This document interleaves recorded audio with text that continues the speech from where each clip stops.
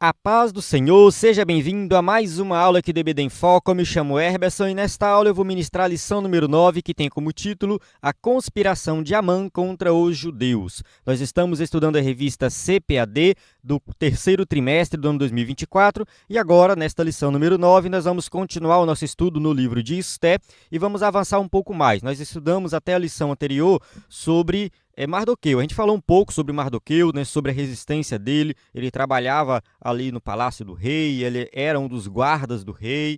Teve um momento que ele ajudou o rei porque tinha ali um plano para matar o rei. Ele denunciou esse plano, o rei anotou nas suas memórias, mas não fez nada com Mardoqueu, não exaltou ele. Ele se manteve naquela posição que ele estava e o rei exaltou Amã.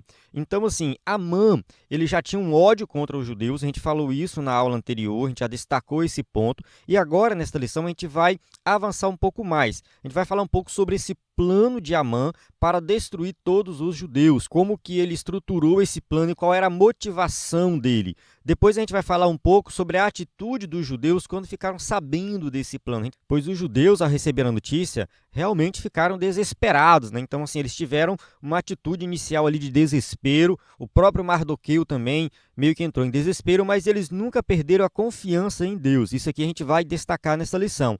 E por último, nesta lição, a gente vai falar também sobre a questão do antissemitismo. Sabemos que o antissemitismo é algo que existe nos dias de hoje, mas a sua origem é muito antiga. Podemos dizer que começa aqui nesse período, nessa história aqui, que nós vamos destacar, né, sobre Mardoqueu ali no palácio com Amã, Esté. Ou seja, essa situação aqui, podemos dizer que é o início do antissemitismo. No tópico 3, a gente vai detalhar sobre isso, mas adiantando aqui, o antissemitismo é caracterizado pelo ódio contra os judeus.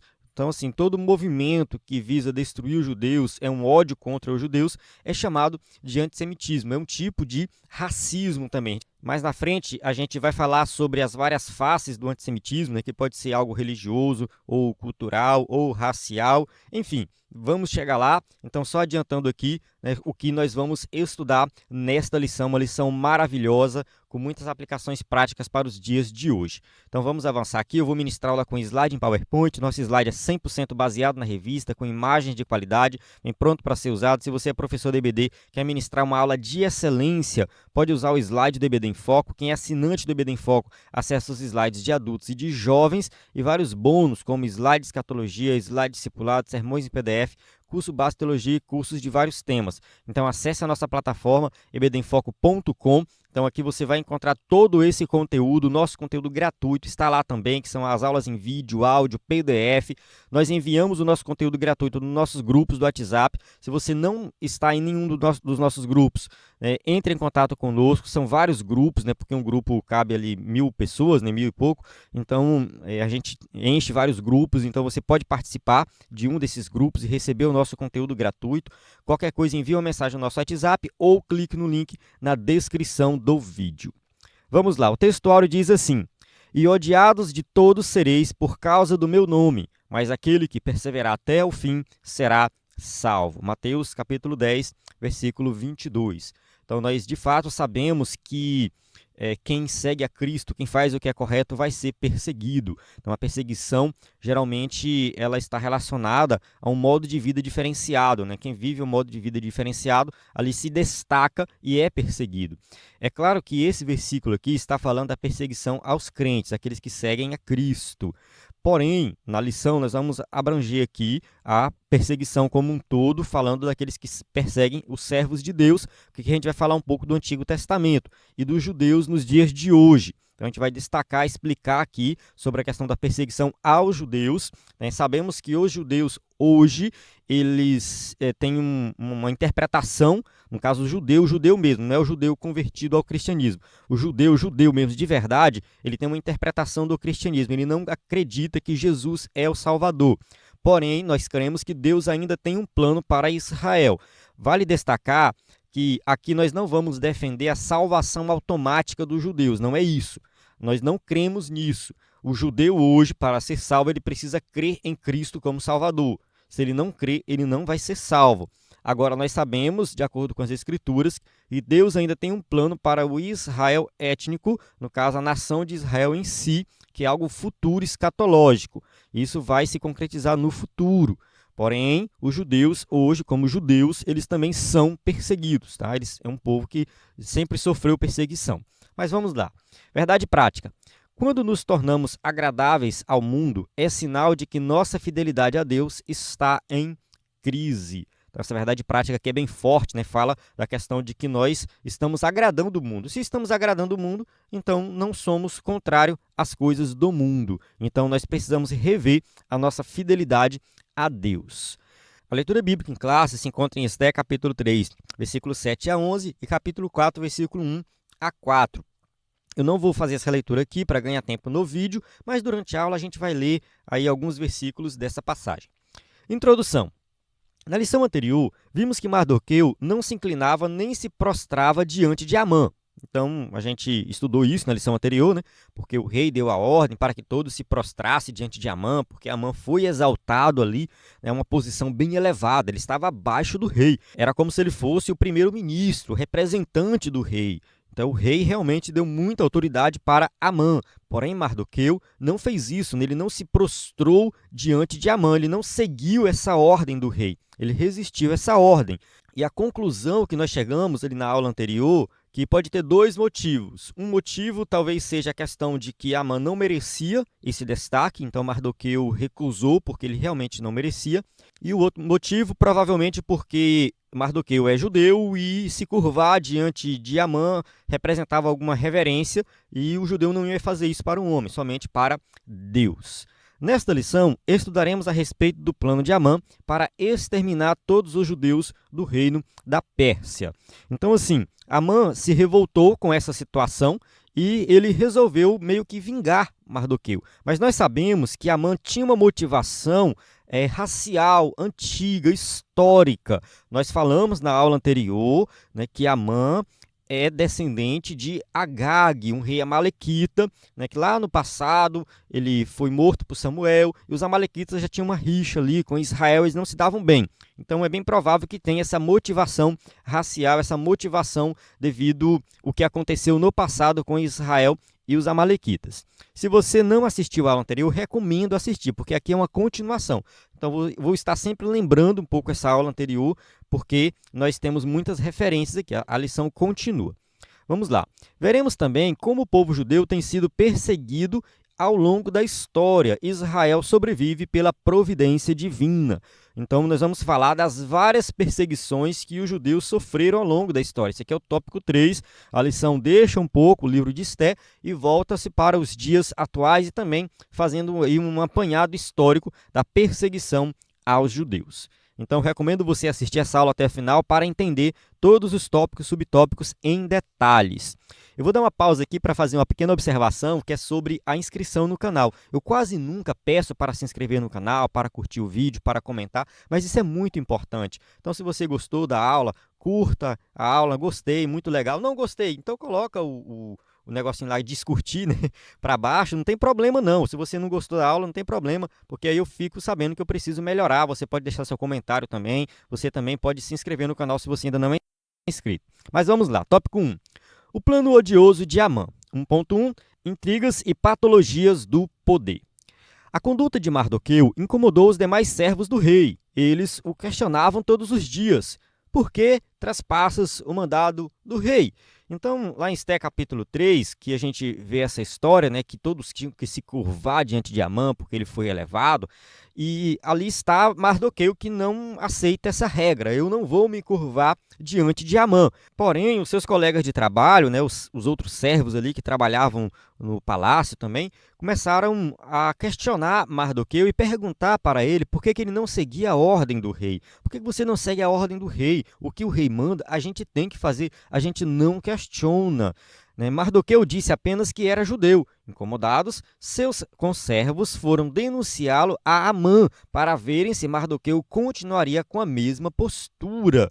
Então, assim, eles foram até Amã e perguntaram para Amã e falaram para Amã. Claro que Amã já sabia disso, Amã já tinha esse conhecimento, mas eles foram lá, né, como o escritor disse aqui, ó, jogar lenha na fogueira. Foi isso, né? Porque não foi um zelo pela palavra do rei. Ah, eles estavam zelando, estavam cuidando. Não, eles simplesmente queriam aumentar ali a intriga, né? E invejas e intrigas costumam reinar em todo tipo de grupo social. Realmente, todo grupo social vai ter vários problemas. É muito difícil não ter esses problemas. É muito difícil não ter uma intriga, é muito difícil não ter inveja, é muito difícil os grupos sociais se relacionarem de forma perfeita, harmoniosa. Isso aqui, o mais próximo que a gente pode conseguir é dentro da igreja. Paulo orienta o tempo todo, meus irmãos, que o pensamento de vocês seja igual, que vocês não pensem diferente, que vocês estejam conectados com Cristo. Se você lê as cartas de Paulo, o tempo todo ele está falando isso, principalmente Filipenses. Olha, que vocês tenham o mesmo pensamento de Cristo, porque assim, viver em grupo é complicado, viver em grupo é difícil, e a igreja é um grupo. A igreja é um grupo de pessoas que pensam igual, de maneira igual. É claro que vai ter divergência, é claro que vai ter pensamentos diferentes um do outro, porém, a gente tem que conviver bem mesmo com o diferente. Inveja, intriga não deve fazer parte da igreja. Isso pode acontecer lá no mundo, isso pode acontecer numa empresa. Quem já trabalhou em alguma empresa, em algum projeto, em alguma coisa que envolve várias pessoas, principalmente pessoas ímpias, vê isso acontecendo o tempo todo. E na igreja, quando acontece, está errado, a gente precisa resolver. Amã ficou furioso e reagiu de maneira absolutamente desproporcional, revelando uma personalidade doentia. Planejou o extermínio de todos os judeus. Vamos ler Esté capítulo 3, versículo 4 ao 6, que diz assim: Sucedeu, pois, que, dizendo-lhes eles isto, dia após dia, e não lhes dando ele ouvidos, o fizeram saber a Amã, para verem se as palavras de Mardoqueu se sustentariam. Porém, ele lhes tinha declarado que era judeu. Vendo, pois, Amã que Mardoqueu não se inclinava nem se prostrava diante dele, Amã se encheu de furor. Porém, teve como pouco nos seus propósitos o pôr as mãos só em Mardoqueu, porque lhe haviam declarado de que povo era Mardoqueu. Amã, pois, procurou destruir a todos os judeus, o povo de Mardoqueu, que havia em todo o reino de Assuero. Então, aqui a gente vê a passagem bíblica que explica em detalhes o que estava acontecendo, né? Então, Mardoqueu se recusou ali se curvar diante de Amã. Os servos ali que trabalhavam com ele foi lá e denunciou ele a Amã. Amã, né, realmente percebeu isso, se encheu de furor, ou seja, ele ficou furioso e achou que seria pouco fazer uma vingança somente contra Mardoqueu, fazer algo somente contra Mardoqueu. Ele resolveu fazer algo contra todo o povo de Mardoqueu, que eram todos os judeus. Aqui eu quero levantar uma questão aqui que pode ser um pouco polêmica, né? Porque assim, eu estava estudando um livro sobre Esté, um livro de Esté, um comentário, né? Um comentário, nem é comentário exegético, né? Um comentário expositivo. E lá nesse livro o escritor chega a dizer que Amã, né, procurou matar todos os judeus por causa de Mardoqueu. Será que isso é verdade? Porque assim, se de fato isso for verdade, podemos dizer que a atitude de Mardoqueu colocou em perigo todos os judeus. Então a gente pode fazer essa afirmação. Porém, eu acho isso muito forte, né? Eu acho que a motivação de Amã é uma motivação também histórica, uma motivação racial, ou seja, ele vinha de um povo diferente, que no passado tiveram ali vários problemas. Pelo menos é isso que eu venho comentando desde a aula anterior, comentei já aqui nessa aula, né, que eu acredito sim que essa motivação histórica ela era muito mais forte do que essa motivação pessoal. Eu acho que Amã usou essa relação pessoal com Mardoqueu como um estopim, ou seja, eu vou tomar essa decisão agora, de imediato, aproveitar a minha posição para que eu possa destruir esse povo. Então, assim, eu não vejo Mardoqueu como o culpado por toda essa situação. A gente pode pensar assim, tá? Eu vou colocar aqui Mardoqueu como o culpado. De fato, os nossos erros, os nossos pecados, muitas vezes prejudicam o grupo inteiro. Isso aqui a gente não pode negar. O teu pecado pode prejudicar toda a sua família, pode prejudicar, né, todo o grupo que você pertence, enfim. O teu pecado ele não fica só para você, pode ser que o seu pecado realmente prejudique outras pessoas. No entanto, quando eu vejo a atitude de Mardoqueu, assim, ao recusar-se a se curvar diante de Amã, a gente pode ter duas interpretações. Se nós seguirmos a interpretação do escritor da revista, Mardoqueu estava correto. Ele era judeu e ele não ia se curvar diante de um homem. Ponto. Então, isso aqui a gente pode interpretar dessa forma. Ou, como alguns gostam de interpretar, dizer que Mardoqueu errou ao não se curvar diante de Amã, porque ele estava sendo arrogante. Ele não queria se curvar diante de Amã, porque Amã foi exaltado e ele não. Então ele estava com inveja de Amã. Então tem gente que vai por esse caminho. Tá? Tem gente que interpreta assim, dizendo que Mardoqueu estava errado, que ele deveria sim se curvar diante de Amã. E como ele não fez isso, todos os judeus agora vão sofrer as consequências. Eu não gosto muito dessa interpretação. Eu não gosto de jogar culpa em Mardoqueu. Eu gosto da interpretação de que Mardoqueu foi fiel à sua religião, ele não se curvou diante de Amã porque ele de fato era judeu, e Amã usou essa situação ali para dar o pontapé inicial em algo que ele já tinha no coração, que era destruir todos os judeus. Eu acredito que ficou claro aí a minha explicação, né? Se ficou alguma coisa confusa, por favor, deixe no comentário ou entre em contato aí com o EBD em Foco que a gente explica em detalhes. Mas eu acredito que deu para entender aí. Então, assim, vamos avançar aqui. Ó. Quem exerce autoridade em qualquer área da vida precisa agir com serenidade, sabendo que todos temos um Senhor nos céus. Isso aqui é muito importante. A questão da autoridade é algo que nós temos que ter em mente, assim, que quem manda é Deus. Nós temos um Senhor e servimos um Senhor. Eu não posso querer ser autoritário demais sobre as pessoas. Isso não faz o menor sentido. 1 Pedro, capítulo 5, versículo 2 e 3, diz assim, ó, apacentai o rebanho de Deus que está entre vós, tendo cuidado dele, não por força, mas voluntariamente, nem por torpe ganância, mas de ânimo pronto, nem como tendo domínio sobre a herança de Deus, mas servindo de exemplo ao rebanho. Aqui uma passagem bíblica que fala da questão do pastor, quem está pastoreando, quem está cuidando do rebanho. Então tem que fazer isso com cuidado, de forma voluntária, não é por força, não é por ganância, mas isso se aplica em todas as áreas da vida. Qualquer área da vida você tem que saber liderar, e liderar com humildade, não com ganância, mas de forma voluntária. Entende? Assim, a liderança é algo que você não impõe, né? A autoridade você não impõe, você conquista essa autoridade, diante da posição que você está.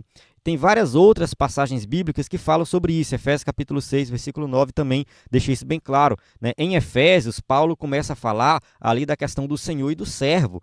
E quando Paulo fala para o Senhor, fala, que é o Senhor, cuidado, cuida do seu servo, porque vocês dois têm o mesmo Senhor que está no céu. Então, hoje, quem é patrão, quem é gerente, quem lidera em um local, em uma empresa, em uma escola, na igreja, onde for, você tem que entender que existe um Senhor no céu e que você e os seus liderados servem o mesmo Senhor. Isso aqui é muito importante, o princípio básico de liderança para quem é cristão. Abuso de poder leva à queda. Provérbios 16, 18. A soberba precede a ruína e a altivez do espírito precede a queda. Aqui nós estamos falando o quê? De Amã. Amã foi esse soberbo. Ele foi essa pessoa que se exaltou e o fim dele foi trágico. Tópico 1.2. A extensão do plano. O Império Persa abrangia todo o antigo Oriente Próximo, desde o rio Indo, na Índia, hoje no Paquistão, até o Mediterrâneo Oriental, incluía parte do norte da África até a Etiópia, e se estendia para além do Mar Egeu até a Trácia, na Europa, parte da atual Turquia, Grécia e Bulgária. Aqui tem um mapa para quem está assistindo pelo vídeo, né? Eu publico essa aula também em áudio, mas quem está aí pelo vídeo está vendo o mapa, porque esse império era muito grande, em linha reta, de um extremo a outro, eram mais de 4.000 quilômetros. Então, assim, era um império grandioso. Em todo esse império havia inúmeras comunidades judaicas. Amã planejou a destruição dos judeus em todo o reino de Assuero. Então, vale destacar que os judeus se espalharam por várias partes do império. Não foi somente em Suzã ou somente em Babilônia, não. Todo o império tinha ali um pouco de judeu. É claro que os judeus se concentraram um pouco mais ao lado esquerdo aqui, para o lado ali da Capadócia, da Assíria, até mesmo do Egito. Assim, eu não conheço história de judeus indo para o lado da Índia, para o lado direito aqui do mapa, o direito que eu estou olhando. né, para o lado da Índia.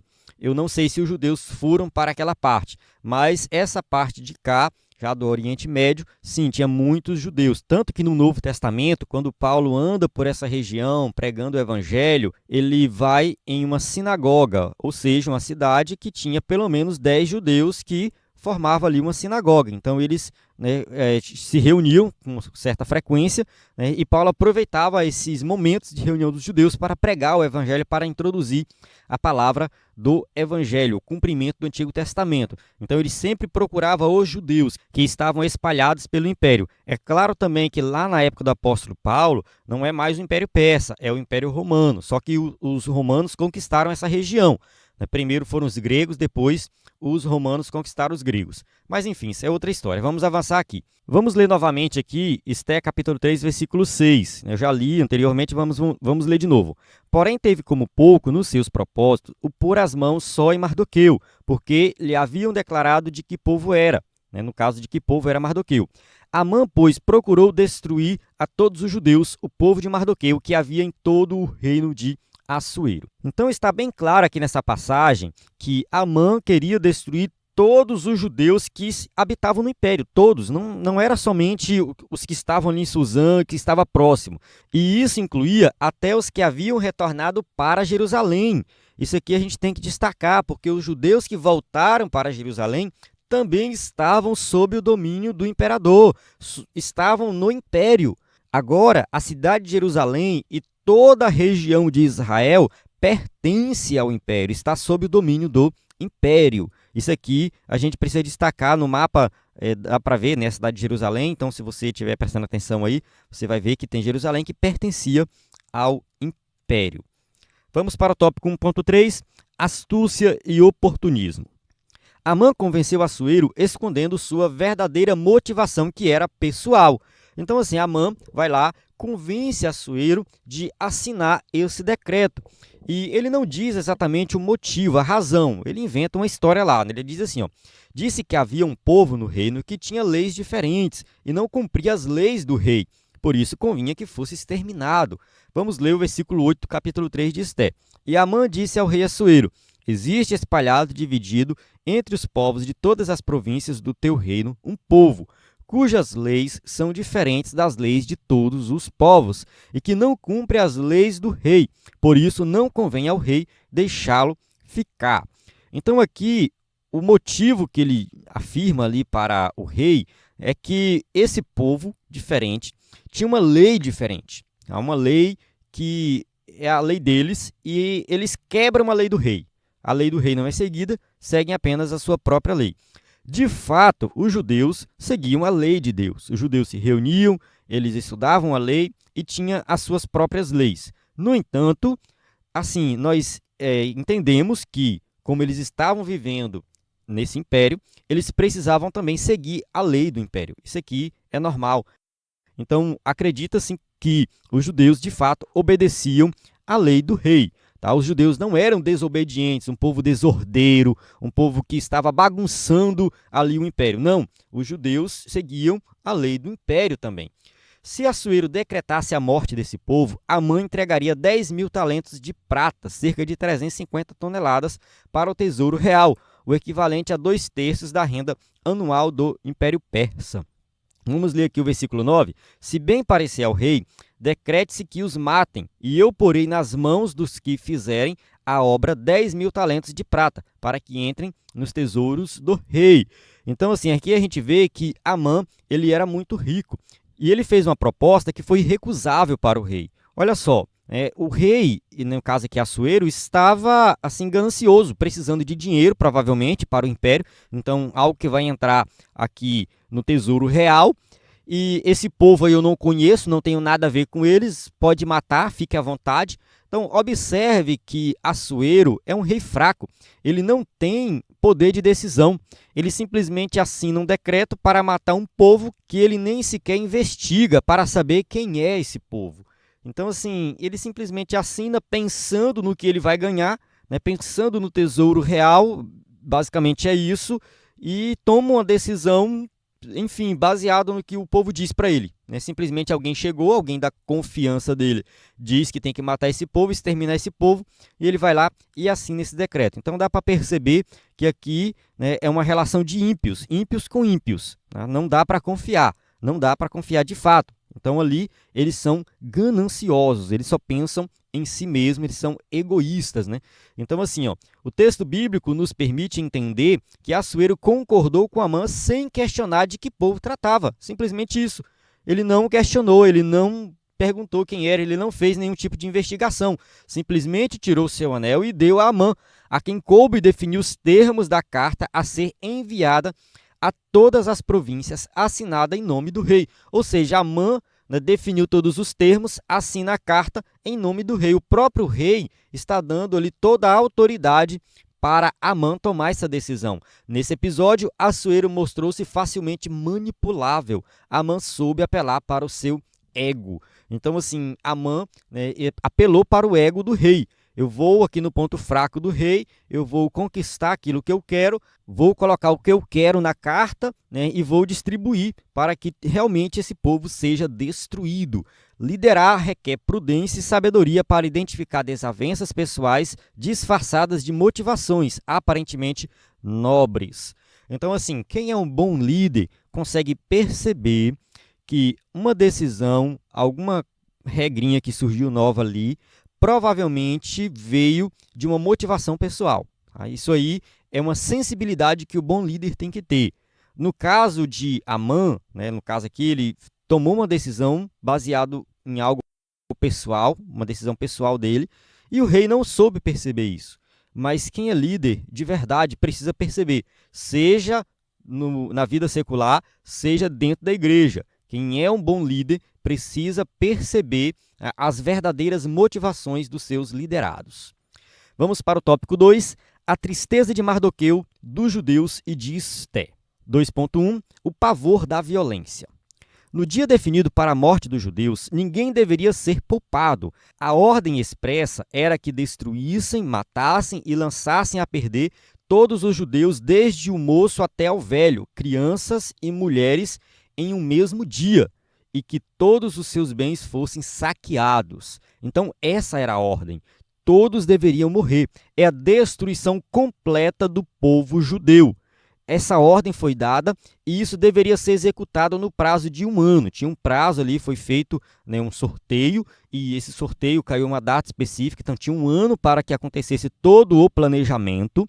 E quando chegasse nesse dia, qualquer pessoa tinha autoridade para matar um judeu. Qualquer não-judeu poderia matar um judeu. É claro que Amã tinha ali os seus escolhidos. Tinha ali pessoas, né, que eram os seus mercenários, podemos dizer assim, que ele contratava e que ia atrás dos judeus, ia matar os judeus sob a ordem do rei, ou seja, estava debaixo da ordem do rei, e tudo que eles tinham deveriam ser saqueados. Então daí também ia entrar muito dinheiro no tesouro do rei. Então Amã destilou todo o seu ódio no texto que preparou. Então, o texto que ele escreveu e espalhou pelo império através do sistema de correios, né?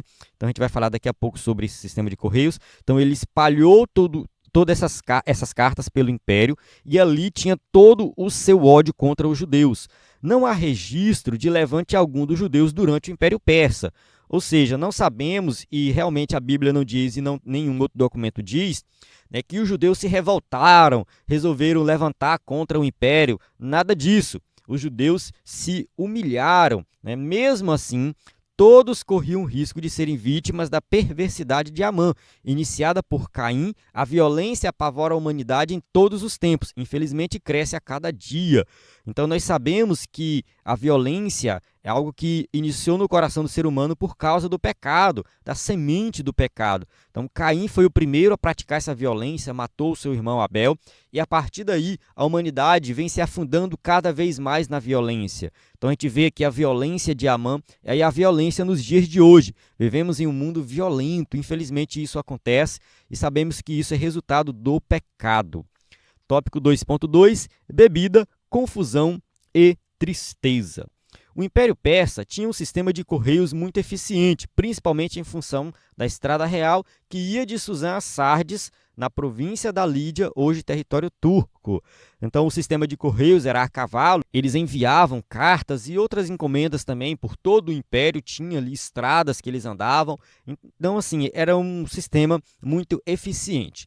Depois das cartas enviadas a cada província, Assuero e Amã puseram-se a beber, ou seja, a atitude deles foi uma atitude de comemoração. Vamos comemorar todo esse desastre, tudo isso que está acontecendo. Os moradores de Suzã, contudo, ficaram confusos, certamente por não entenderem a repentina e esdrúxula ordem do rei.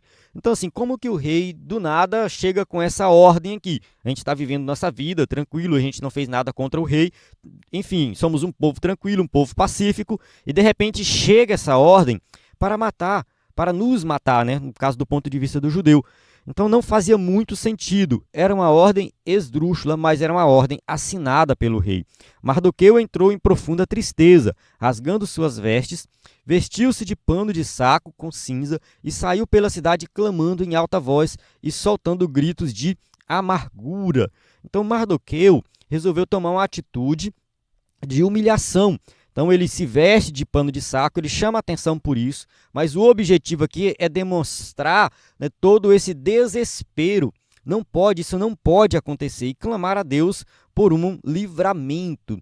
Esté ficou muito aflita. A gente não vai entrar em detalhes aqui nessa aula sobre a atitude de Esté, mais na frente a gente vai falar sobre isso, mas ela procurou saber o que estava acontecendo, ela fez uma investigação, pediu para o servo dela ir até Mardoqueu, procure saber o que está acontecendo, por que ele está fazendo isso, e aí Mardoqueu passou toda a informação para ela, porque ela ficava dentro do palácio, isolada, ela não podia sair na rua, era uma vida totalmente diferente, uma vida totalmente nova. Então, ela precisava de alguém ir lá fora para saber o que estava acontecendo. E aí, Mardoqueu enviou todas as informações necessárias para Esté.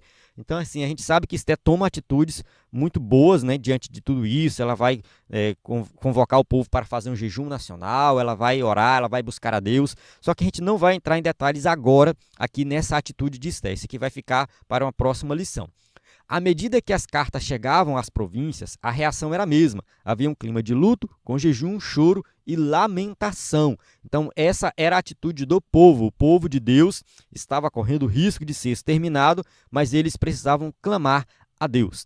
Nós não temos informação sobre a atitude do povo que estava lá na Judéia. Não temos, mas é bem provável que o povo lá da Judéia, o povo que estava em Jerusalém, também clamou a Deus, também jejuou, também buscou a Deus diante dessa lei.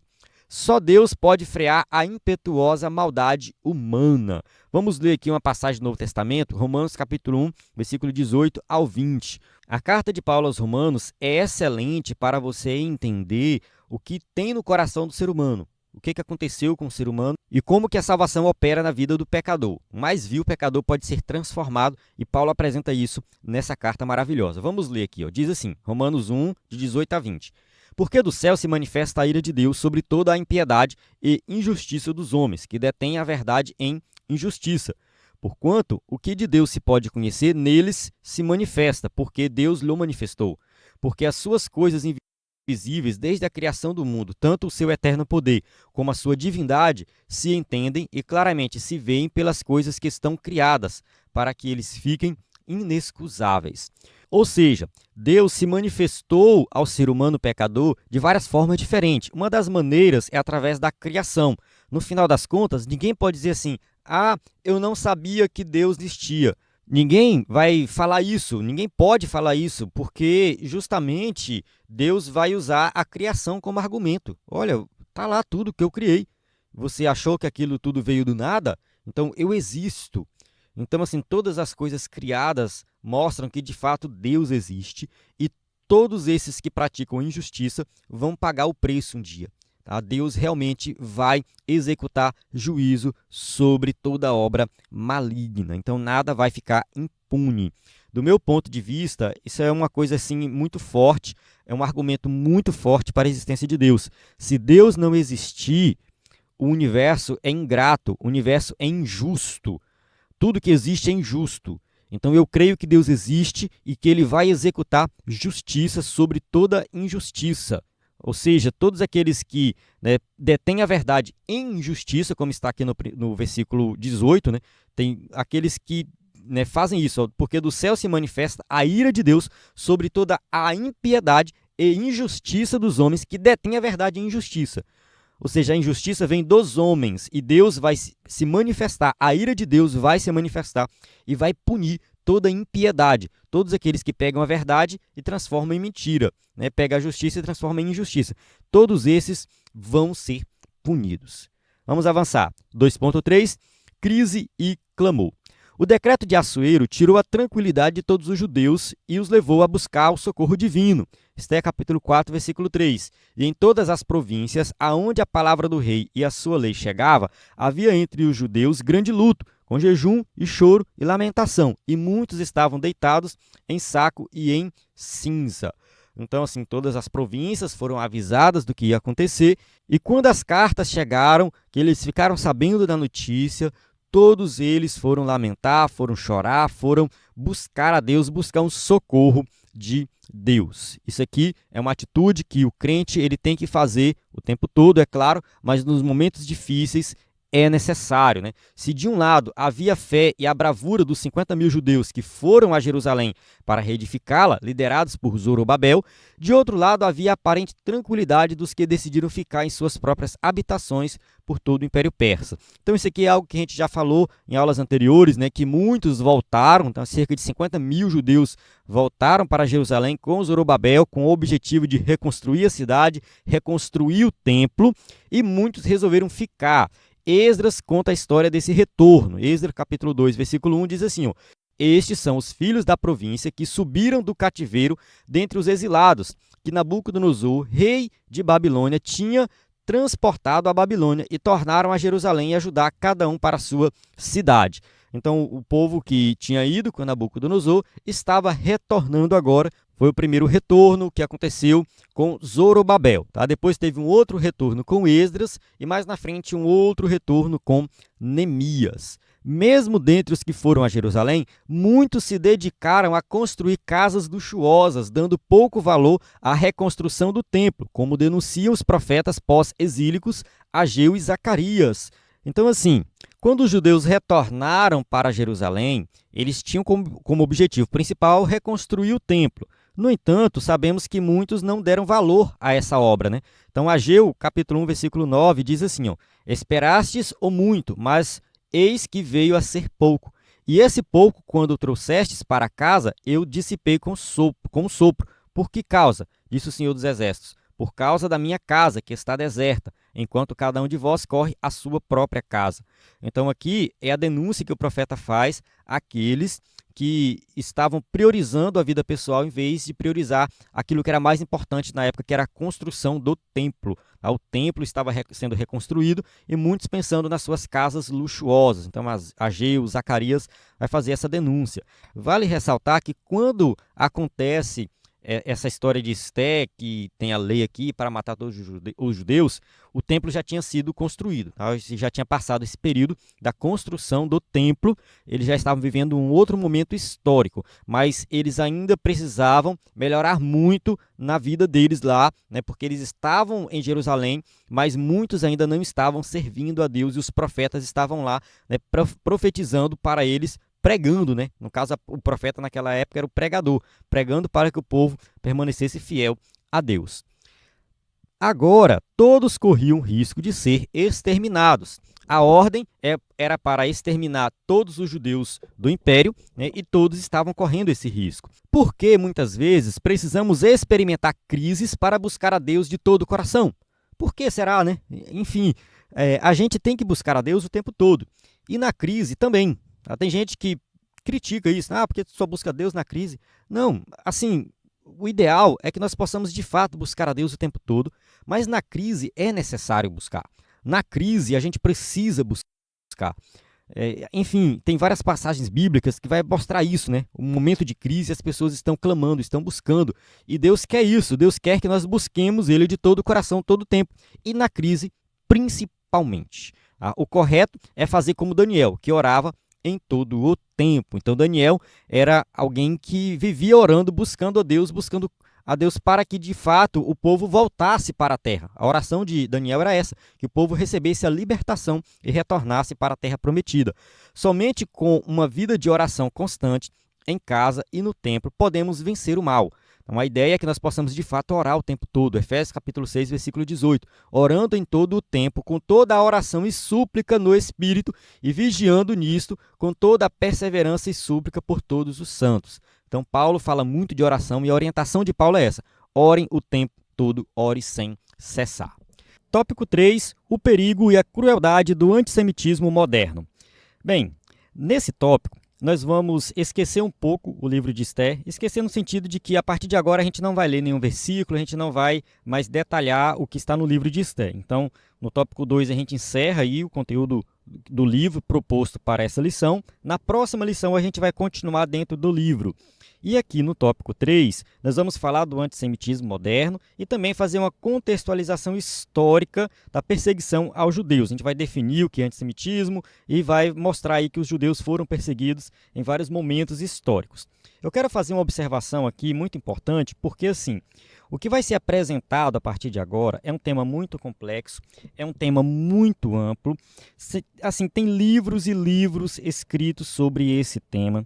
Tem divergências com relação à interpretação dos fatos, tem divergência com relação a fontes históricas, o número de pessoas que foram torturadas, que morreram, qual a motivação. Então, assim, a gente vai ver que tem várias divergências. Se você fizer uma pesquisa na internet sobre o tema que nós vamos tratar, aqui, no caso, a gente vai falar sobre a Inquisição, a gente vai falar sobre nazismo, a gente vai falar sobre o Holocausto, enfim, várias coisas aqui, que quando a gente vai pesquisar, a gente vai ver visões diferentes, interpretações históricas diferentes, principalmente quando a gente fala da Igreja Católica. Se o historiador for ligado à Igreja Católica, tem uma certa tendência dele minimizar ali o que aconteceu na época da Inquisição. Já um historiador que não é ligado à Igreja Católica, talvez vá pesar mais os fatos e vai colocar ali como algo realmente muito cruel.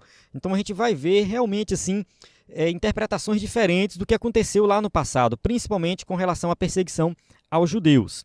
Então, assim, é só para você ficar alerta e que o objetivo aqui não é detalhar esses temas, é apresentar realmente, né, os fatos, mas assim, sem entrar muito em detalhes, porque é muito denso, é muita coisa, é muito conteúdo. Então vamos lá. 3.1 Faces do antissemitismo.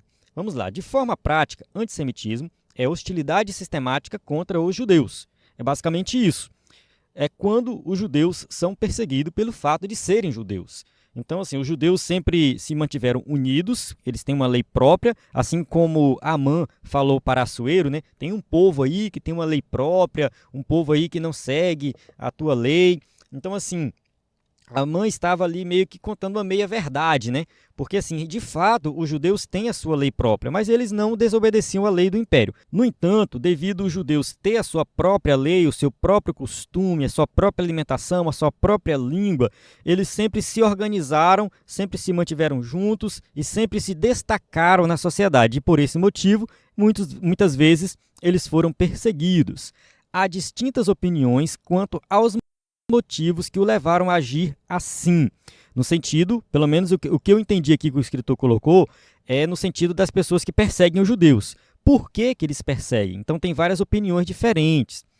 É possível verificar ao longo da história 3 faces de expressão desse ódio obstinado: antissemitismo religioso, nacionalista e racial. Então, assim, a gente tem aqui 3 tipos de perseguição aos judeus. Muitas vezes o motivo é o motivo religioso, muitas vezes nacionalista, ligado à questão realmente nacional de pertencimento a um povo, e também a questão racial, que foi o que aconteceu no nazismo.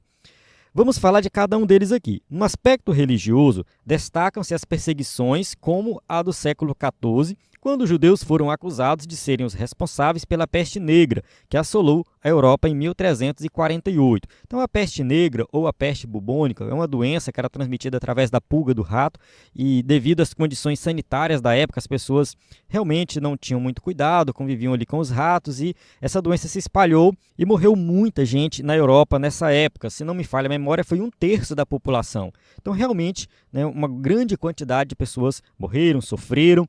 E os judeus foram acusados no sentido de, assim, ser um castigo divino pelo que eles fizeram com Jesus. Então, os judeus não creem em Jesus, eles negaram a Jesus, eles mataram Jesus, e Deus está castigando o povo aqui da Europa porque os judeus estão aqui no nosso meio. Então, o pessoal interpretava dessa maneira. E esse tipo de conversa, esse tipo de acusação sem fundamento nenhum, baseado numa cultura que a religião era muito forte, porque a Europa era cristã, de maneira geral, a maioria das pessoas seguiam o cristianismo. Então, assim, isso se espalhou e os judeus foram perseguidos, né? No caso, uma coisa sem fundamento. Então, aqui já tem aí perseguição contra os judeus. Vale ressaltar que os judeus também morreram na peste negra. Muitos judeus eram médicos e isso ajudou a transmitir a doença para outros judeus também. E outra coisa, muitos judeus às vezes não adquiriam uma doença como essa ou outra doença por causa das suas regras, das leis de limpeza que tinha no Antigo Testamento. Tem muitas leis no Antigo Testamento que está vinculada à pureza no sentido de limpeza mesmo. Eles lavavam as mãos, lavavam os seus talheres, o lugar de dormir, a casa era limpa. Então eles aplicavam essas leis e muitas vezes eles conseguiam se livrar dessas doenças. Então, por isso, muitas vezes também eram chamados de bruxos, né? Porque todo mundo ficava doente e eles não. Então, tinha a ver com a maneira de viver deles, da cultura deles. Também durante a Idade Média, sofreram intensa perseguição pela Inquisição, principalmente a partir de 1478 na Espanha, por ordem do Papa Sixto IV, e a partir de 1536 em Portugal, pela instituição oficial do Tribunal do Santo Ofício, pelo Papa Paulo III. Então aqui a gente vai falar um pouco da Inquisição. A Inquisição é algo que é tratado de forma muito divergente, aí, de acordo com o historiador. Então, assim, os historiadores católicos vão fazer a seguinte afirmação, que a Inquisição, na verdade, era um tribunal que julgava os cristãos, não julgava quem era de fora, julgava somente os cristãos que estavam fazendo ou praticando alguma heresia, que estavam disseminando alguma heresia. Então, os cristãos que estavam sendo acusados de heresia, eles eram julgados, na maioria das vezes a pena era alguma penitência e somente 1% dos julgados tinha pena capital, que era a pena de morte. Então, isso é a defesa da Igreja Católica. Então, a Igreja Católica vai, fazer essa afirmação. A Inquisição aconteceu, foi algo errado, eles reconhecem que foi algo errado, no entanto, teve um impacto muito menor do que dizem por aí. Já historiadores que não são muito ligados à Igreja Católica vai falar algo um pouco divergente, vai colocar aí realmente que a Inquisição ela atingia também muitas vezes pessoas de fora da igreja, houve muita tortura, muito exagero. Tem também a questão de que a igreja e o Estado estavam misturados, tudo junto e misturado, igreja e Estado, isso é uma mistura muito perigosa. E na Espanha, principalmente na Espanha, o que aconteceu lá? Os judeus, eles se reuniram, ali, enfim, entre eles, tomaram assim um controle financeiro da cidade, porque eles mexiam com bancos, mexiam com muito dinheiro mesmo, com muito dinheiro, emprestavam dinheiro a juro, e realmente os judeus desenvolveram, cresceram financeiramente. E o Estado, no caso o rei da época, começou a não ver isso com bons olhos, sem falar de que a própria população, de maneira geral, também estavam perseguindo os judeus por causa disso, porque achava que eles estavam enriquecendo às custas dos outros e tudo mais. Então, assim, já tinha ali uma certa rixa com os judeus. Tinha também os muçulmanos na região. Enfim, a Espanha foi invadida pelos muçulmanos no passado, então tinha muçulmano, tinha judeu, tinha o pessoal ali originário da Europa. Esse pessoal vivia todo mundo junto. No entanto, a maioria deles eram cristãos, e quem era muçulmano e quem era judeu, de certa forma, ia sofrer algum tipo de perseguição. Então, muitos judeus começaram a se converter ao cristianismo de forma falsa, pelo menos é o que diz algumas fontes históricas. Porque se eles se convertessem ao cristianismo, eles iam conseguir alguns cargos, iam conseguir transitar na sociedade sem nenhum problema. No entanto, esses judeus falsos convertidos, no caso que diziam que tinha se convertido, muitas vezes eram acusados de heresias e iam a julgamento e tudo mais.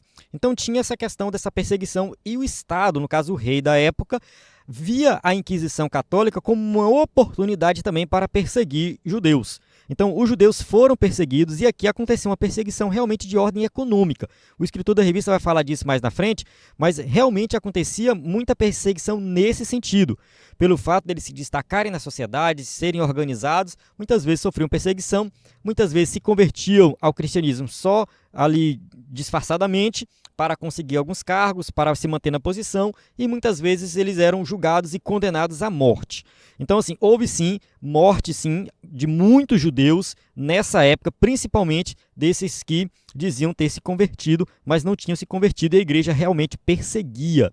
O objetivo principal era combater o que chamavam de heresia judaica. Então aqui o escritor da revista vai fazer algumas observações, né? E aqui ele faz uma observação que eu achei errado, tá? Pelo menos a pesquisa que eu fiz, uma observação errada, que ele diz assim: milhões de judeus foram expoliados, torturados, excretados e mortos por não aderirem ao catolicismo e por questões econômicas e políticas. Então, assim, essa afirmação aqui que o escritor da revista colocou, eu não sei de onde ele tirou, nós deveríamos pesquisar um pouco melhor. Realmente, muitos judeus, de maneira geral, foram expulsos, torturados e mortos, né? Mas não sei se foi milhões. Segundo a fonte católica que eu li, diz que foi 13 mil judeus mortos. Tudo bem, é uma quantidade muito grande, um absurdo. Não estou passando pano para a igreja católica aqui. Realmente um absurdo. Muitos foram queimados, enfim, né? Vários tipos de morte, tortura. Então, isso aconteceu. Esse tipo de coisa acontecia, assim, segundo a Igreja Católica, por judeus que diziam ter se convertido, mas não tinham se convertido, estavam espalhando heresias. Então foi uma época cruel na sociedade, infelizmente isso aconteceu, e os judeus foram perseguidos pelo fato de serem judeus. Essa é a questão, é o que a gente está colocando aqui na revista. Eu acho que o escritor da revista não errou nesse sentido, de colocar aqui que de fato foram perseguidos porque eram judeus e não se converteram ao catolicismo da época. Vale ressaltar que nesse período aqui já estava acontecendo a reforma protestante. Tá? É um período que já tinha, né, pipocado reforma em vários lugares da Europa, principalmente na Alemanha com Martinho Lutero, mas tinha várias outras reformas acontecendo. Então foi um período que até mesmo muitos protestantes, ou seja, crentes, né, que se afastaram da Igreja Católica, também foram mortos pela Inquisição. Então a perseguição foi generalizada, né, e os judeus muitas vezes perseguidos por questões econômicas. Então isso aqui aconteceu, né, só detalhes do acontecimento que tem algumas divergências. No entanto, a gente não nega o fato histórico, que houve sim essa perseguição. Então não chegou a ser milhões de judeus mortos, mas, né, talvez somando geral, entre mortos, expulsos e torturados, sim, chega esse número de milhões. A primeira ordem de confinamento de judeus em guetos não foi de Adolf Hitler no século XX, foi do Papa Paulo IV em 1555 e atingiu todos os estados papais por mais de 300 anos. Então, assim, os guetos eram regiões ali da cidade, muitas vezes sem saneamento básico, sem nada, pobreza extrema, e eles eram confinados nesses locais. Então Adolf Hitler fez isso na época do nazismo, na Alemanha, lá na Alemanha e outras regiões.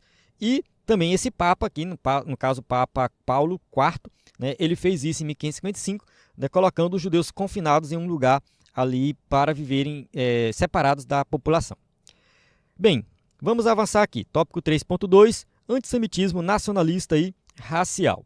Então, assim, no tópico 3.1, a gente falou de uma questão mais religiosa mesmo. Então, ali, os judeus foram acusados de muitas coisas sem fundamento, vinculadas à religião judaica. Agora, no tópico 3.2, a gente vai falar dessa questão nacionalista e racial. O aspecto nacionalista pode ser visto no século XIX e no início do século XX, na Ucrânia e na Rússia, através dos chamados pogroms, violentos ataques físicos indiscriminados aos judeus. Então, muitos judeus foram perseguidos nessas regiões que o escritor colocou aqui, Ucrânia e Rússia, e também em outras regiões da Europa, muitas vezes na Inglaterra e em outras regiões, assim, porque eles desenvolviam uma certa cultura, né, dentro onde eles viviam, no país que eles viviam, que era diferente das outras pessoas. E, muitas vezes, eles adquiriam muita riqueza, trabalhando juntos, se ajudando, ficavam ricos. De fato é isso. O judeu tem fama de ser rico, né? Se você pesquisar aí na internet, prosperidade judaica, por que os judeus são ricos, vai aparecer, né, um monte de informação.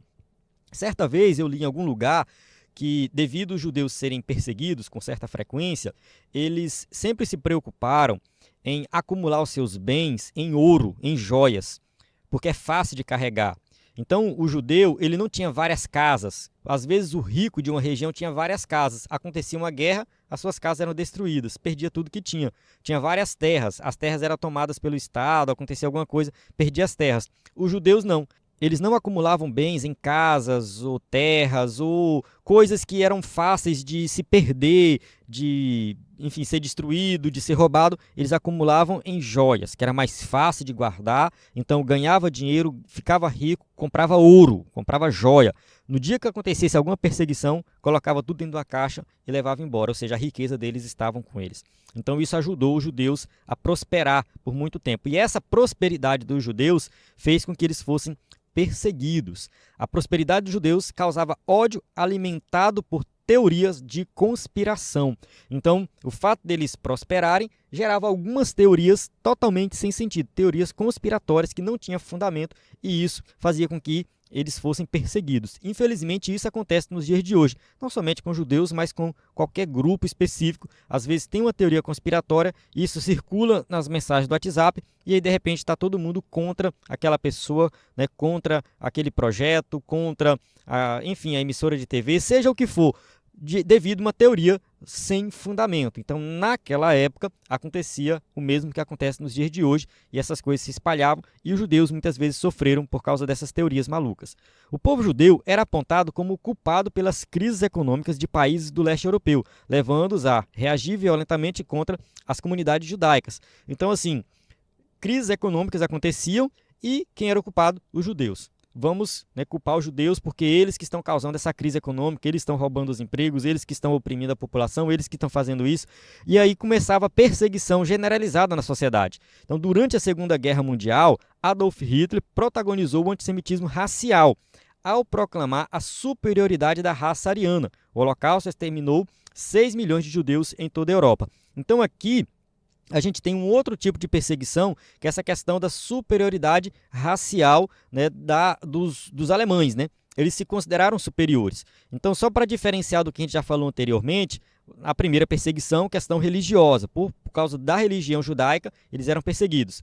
No segundo caso aqui, questão nacionalista. Então, os judeus não são ucranianos, não são russos, não são ingleses. Então, como eles são povo de fora, eles têm que ser expulsos. Eles estão causando, né, problemas econômicos. Então, essa é a questão nacionalista. E a questão racial veio com Adolf Hitler. É claro que Adolf Hitler não criou isso do nada, é algo que vem sendo desenvolvido no decorrer da história. Mas, enfim, Adolf Hitler declarou os alemães puros, né? Não existe essa questão de pureza, mas ele falava isso, né? Como superiores, então os alemães puros como superiores, e as outras pessoas, outros povos, como inferiores. Então tinha uma certa hierarquia, né? Então lá no final da hierarquia, lá embaixo, estavam os judeus. Os judeus era a pior raça que tinha. Segundo ele, eles eram a pior raça que existia e deveriam ser exterminados. Adolf Hitler também matava negros, enfim, vários grupos eram exterminados, né? Na Alemanha nazista, se a pessoa tivesse alguma deficiência, ela também era exterminada, enviada para campos de concentração. Mas, enfim, a perseguição aos judeus foi a maior de todas, né? Foi por toda a Europa, né? E foi realmente um absurdo. Por quê? Porque o que aconteceu nessa época? Os europeus colonizaram a América, colonizaram a África e, enfim, nas suas colônias, principalmente nessa época aqui da Segunda Guerra Mundial, era uma época que ainda tinha colônias europeias na África e lá eles matavam muitas pessoas, eles torturavam muitas pessoas e tudo mais. No entanto, tudo isso que eles praticaram fora da Europa agora estava acontecendo dentro da Europa, né? Então, assim, os alemães estavam matando, torturando, né, fazendo todo tipo de atrocidade dentro da própria Europa e com os judeus, por acusações infundadas, principalmente nessa questão racial. Então, assim, foi realmente algo que assombrou o mundo e assombra até hoje, e nós, pelo menos, esperamos que isso não aconteça mais. Vamos avançar aqui, tópico 3.3, antissemitismo hoje. A criação do Estado de Israel em 1948 não garantiu paz aos judeus. Então, assim, em 1948, foi criado o Estado de Israel. Isso aqui foi todo um processo, né? Porque, assim, como os judeus tinham sido perseguidos e foram quase que exterminados ali durante a Segunda Guerra Mundial, né? 6 milhões de judeus, né, mortos ali. Então, assim, os países se reuniram, a ONU se reuniu e falou: a gente precisa encontrar uma região para que os judeus vivam. Esse movimento é chamado de movimento sionista, que ele é antigo, tá? Ele vem desde 1890, 1880, o movimento sionista, que é um movimento que procurava já reunir os judeus em uma terra específica. Tá? Isso foi colocado em prática depois da Segunda Guerra Mundial, nessa região da Palestina que estava sob o domínio da Inglaterra. Então a Inglaterra dominava essa região. E aí a Inglaterra concordou em sair fora da região e entregar essa região para os judeus, para que ali voltasse a ser a terra de Israel, como era antigamente. Isso aqui é algo complexo, é algo difícil. Se você for dar uma estudada, pesquisada, assistir alguns vídeos na internet, você vai ver que tem várias visões diferentes e divergentes. No entanto, lá está o Estado judeu e o Estado árabe ao mesmo tempo, tudo junto e misturado naquela região. Aí foi definido algumas fronteiras ali, os árabes não aceitaram a definição das fronteiras, né? E assim, desde o início, tem guerra ali. Então, desde o primeiro dia que foi estabelecido o Estado de Israel, tem uma guerra acontecendo. E o Estado palestino não aconteceu de fato, ele não foi estabelecido, não foi reconhecido pela ONU e é uma questão muito complexa. Aqui eu quero abrir um parêntese. Muitos vão argumentar assim: isso aí é o plano de Deus, isso aí são as profecias do Antigo Testamento se cumprindo, o estabelecimento de Israel e tudo mais. Concordo plenamente, é isso mesmo. No entanto, nós como cristãos devemos olhar para essa situação e ver que tem muita coisa errada acontecendo ali. Tem muita morte, tem muita guerra. E apesar de ser profecias se cumprindo, a gente não deve achar que é tudo muito lindo e maravilhoso. Não é assim que funciona. Como cristãos, a gente tem que condenar aquilo que é pecado. Nós sabemos que ali tem dois lados e não adianta falar esse lado está certo ou esse lado está errado. Tá? O país vive em estado de alerta em função de ataques terroristas internos e externos feitos em nome de uma causa palestina. Então tem o povo palestino, tem o povo árabe que habita naquela região.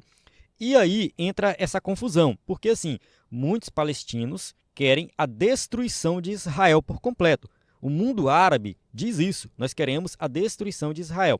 É claro que tem aqueles que defendem a Palestina e que falam, não, a Palestina não quer a destruição de Israel, a Palestina quer só viver na sua região. Os palestinos querem viver na sua região e ter a sua região reconhecida e ter liberdade, eles querem ter liberdade. Só que nunca chegaram em um acordo, porque dentro da própria Palestina tem os grupos terroristas que querem a destruição de Israel. Então é muito confuso, é muito complexo. No caso, a gente está vendo aí o Hamas, né? O Hamas é um partido político dentro da Palestina, mas que tem uma visão muito mais radical nesse sentido de destruição do Estado de Israel. Então é bem complexo, é bem confuso e realmente assim bem difícil mesmo, né? Tá? Nesse caso aqui, o ataque mais recente foi esse em outubro de 2023. 5 grupos palestinos armados uniram-se ao Hamas e a partir da faixa de Gaza atacaram Israel por ar, terra e mar, cometendo barbáries inimagináveis contra civis e deixando cerca de 1.200 mortos, além de levar cerca de mais de 200 pessoas reféns. Se não me falha a memória, foram 243 reféns. Muitos já foram liberados, outros não. No entanto, isso aqui é complexo, porque a partir desse ataque, Israel começou a atacar a faixa de Gaza e está destruindo a faixa de Gaza. Já matou mais de 43 mil pessoas, segundo as fontes que eu li recentemente essa semana. Assim, aquela região está sendo destruída por completo. Alguns chegam a chamar isso de genocídio. Genocídio é a destruição por completo de um povo específico. Assim, muitos vão dizer, mas o Hamas é culpado. Sim, mas Israel também é culpado. Eu não posso dizer, né, de que Israel está certo nesse sentido, porque Israel tem que destruir os seus inimigos? Tem. Mas mesmo dentro de um contexto da guerra, existem questões éticas que têm que ser levado em consideração. Né? Eu vi uma reportagem na Globo, né, um repórter da Globo falando, né, que Israel jogou bomba em 15 ambulâncias, 11 ambulâncias, coisa assim. Tem tempo que eu vi a reportagem. Mas é nesse sentido, jogou bomba em algumas ambulâncias, matou muita gente porque lá tinha alguém do Hamas. Mas esse é o preço que se paga. Eu não concordo. Tá? Matar pessoas dentro de ambulâncias, principalmente crianças, porque tem um líder do Hamas. Enfim, tem gente que pode concordar com isso, mas eu acho que de um ponto de... O cristianismo que eu vivo não consegue concordar com essas coisas, entende? Então, por isso que eu digo que é uma questão complicada, é uma questão difícil, tem muita coisa errada acontecendo dos dois lados, né? E assim, eu não sei, né, se Israel está certo ou está errado, no sentido de que os acordos de paz nunca chegaram, né, de fato ali a serem concretizados. Quem tem culpa nisso? De fato, o Hamas ainda estão com os reféns e isso complica mais ainda a situação. Tá? Então, assim, tem que chegar num acordo, é uma situação difícil e que está piorando cada vez mais, porque outros grupos terroristas estão se envolvendo, outros países árabes, e o que a gente tem que fazer é orar por essas pessoas e procurar ajudar de alguma forma, se possível, algum meio, né, ajudar essas pessoas, principalmente porque tem muitos refugiados, muitos fugindo aí dessa região. Mas assim, se você quer aprender mais sobre esse tema, recomendo você procurar fontes especializadas. Eu não sou especialista no tema, tá? Eu estou falando aqui baseado no que está na lição, em algumas coisas que eu li, que eu estudei, mas nada de especialista, tá? Não é uma visão de especialista.